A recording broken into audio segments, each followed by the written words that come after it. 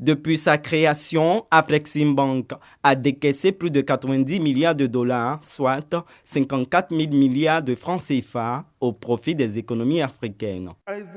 Nous pouvons réduire les dettes africaines parce que nous pourrons financer nous-mêmes nos investissements par nos propres moyens. Les monnaies africaines deviendront convertibles en Afrique, ce qui permettra de réduire les coûts de transactions à l'international. Il est un projet qui permettra de transporter des biens du Cap en Afrique du Sud au Caire, en Égypte, sans tracasserie. Il existe pour cela un projet de décaissement de 20 milliards de dollars en 5 ans depuis 2021. Il sera doublé d'ici 2026.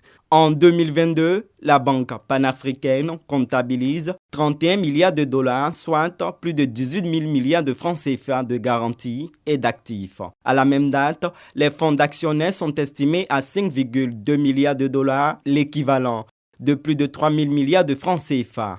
Le Ghana a été le premier pays à bénéficier de la transaction financière d'Afreximbank.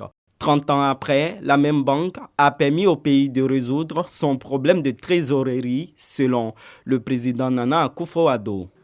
Afreximbank est engagé pour le développement du continent. Ses objectifs concordent avec ceux de la ZLECAf. Il est important de se doter d'institutions fortes en Afrique. Les institutions financières internationales ont transformé une crise de trésorerie en crise financière. Elles fragilisent ainsi notre économie. Afreximbank nous a permis d'éviter le défaut de paiement.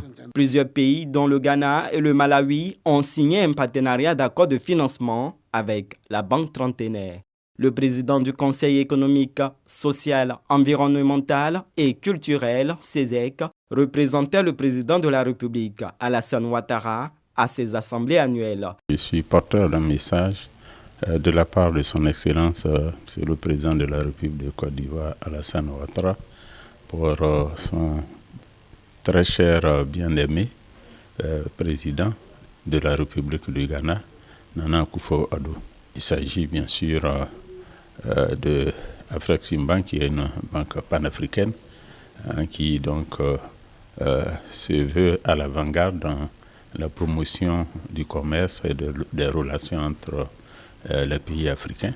Au moment où on parle des éclaves, des actes d'échange entre les différents pays africains, je crois que c'est un moment extrêmement important. C'est quelque chose de très important pour nous.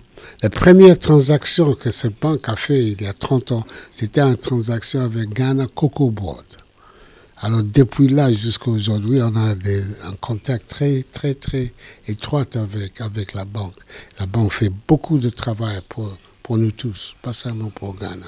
Les responsables d'Afreximbank se sont engagés à davantage promouvoir l'intégration régionale par le biais du commerce intra-africain.